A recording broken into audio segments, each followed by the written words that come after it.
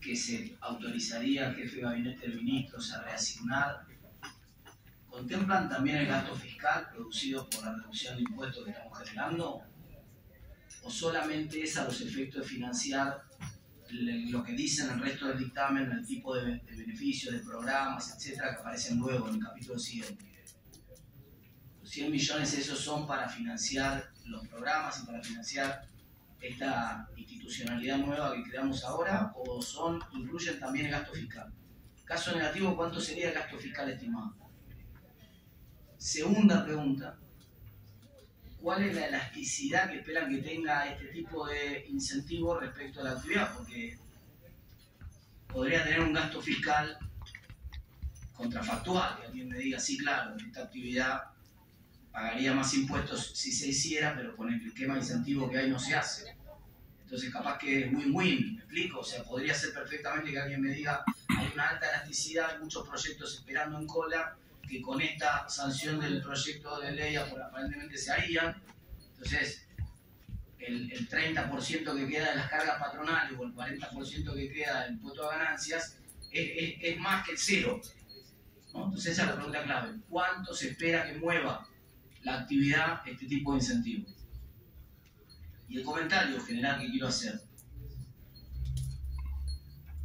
Me hace un poco de ruido esta idea de que hay una actividad que agrega valor, pero nosotros tenemos que sostenerla.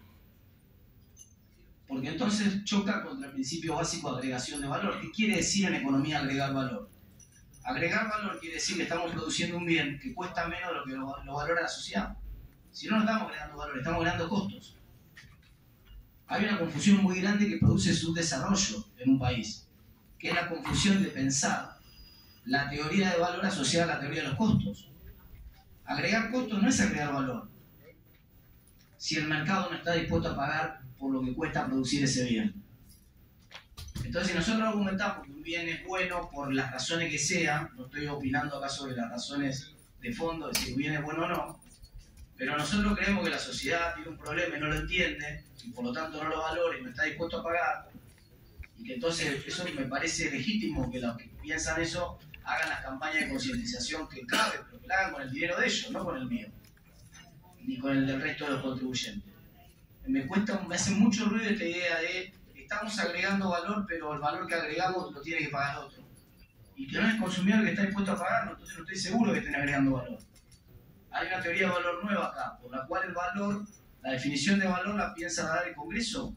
La verdad es que si vamos a reemplazar el sistema de precios para definir qué es valor, estamos en un problema que conduce a su desarrollo, y por supuesto no estoy de acuerdo con ese tipo de cambio de la regla de juego en Argentina, y no lo voy a acompañar. Pero en tercer lugar, y por último, porque a mí me suena familiar esta redacción del artículo, me suena familiar.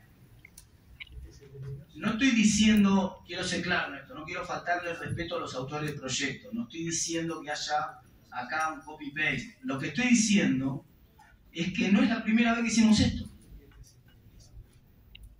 De hecho, lo hacemos permanentemente con los distintos sectores que llegan hasta el Congreso, lo cual estamos convirtiendo en una gran pantomima al funcionamiento del Estado. Porque el Estado le pone un montón de impuestos y de trabas burocráticas a las actividades. Y nosotros después venimos y llamamos promoción a la remoción de alguno de esos trabas o de alguna de esas imposiciones o de alguno de esos impuestos para algún tipo de actividades puntuales. Eso no es una promoción. Es el propio Estado el que está poniendo impuestos a las actividades. Estamos asumiendo entonces que los impuestos que pone el Estado a las actividades es lo contrario de una promoción. Y por lo tanto tendríamos que estar discutiendo en este espacio del Congreso cómo hacemos para eliminar más impuestos a la producción. A mí me hace muchísimo ruido que haya impuestos a la producción en Argentina. Es un impuesto al subdesarrollo, digamos, mejor dicho, que favorece el subdesarrollo.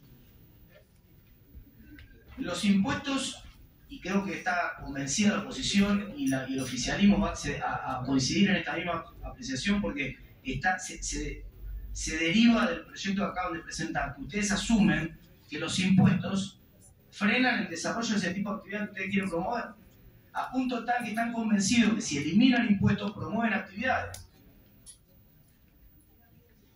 Entonces tenemos un consenso de que tenemos que eliminar los impuestos a la producción. La pregunta que me hice con el régimen automotriz cuando apareció acá, yo no estaba, pero que también me la hice desde el periodismo cuando apareció el régimen especial para las industrias basadas en el conocimiento, y que me lo hago cuando aparece cada régimen especial acá, es ¿por qué no eliminamos todos los impuestos a la producción? Y cambiamos la estructura tributaria y la hacemos como la de los países que funcionan. Los países que funcionan en el mundo tienen un impuesto a las ganancias, ganen como ganen. Nosotros estamos empezando a bajar este impuesto a las ganancias en la promoción de esta actividad. Eliminemos los impuestos a la producción. Y el impuesto a las ganancias, luego, es el impuesto que mejor juzga o trata de tener en cuenta la capacidad contributiva de cada actor de la economía. Lo que nosotros estamos haciendo con este proyecto y tantos otros que hemos tratado acá y que me voy a expresar de manera coherente en el mismo sentido que me expresé en todos, es suponer que la capacidad contributiva de alguien que trabaja en una actividad que nosotros queremos proponer es menos contributiva, es menos alta esa capacidad de contribuir que la de otro sector de la actividad. Muchachos, esto se llama igualdad tributaria y está en el principio básico de la Constitución. Si el principio básico del aporte de los ciudadanos al sostenimiento del Estado se define en función de su capacidad contributiva, que así sea. No agujeriemos el principio ese, que es un principio básico de las finanzas públicas con el cual están de acuerdo todo el mundo, los países que funcionan. ¿Tiene o no tiene capacidad de contribuir el que produce productos orgánicos? ¿Tiene o no tiene capacidad de contribuir el que produce productos de servicios basados en el conocimiento? ¿Tiene o no tiene capacidad de contribuir el que ganó plata produciendo en la industria automotriz? En la que sea.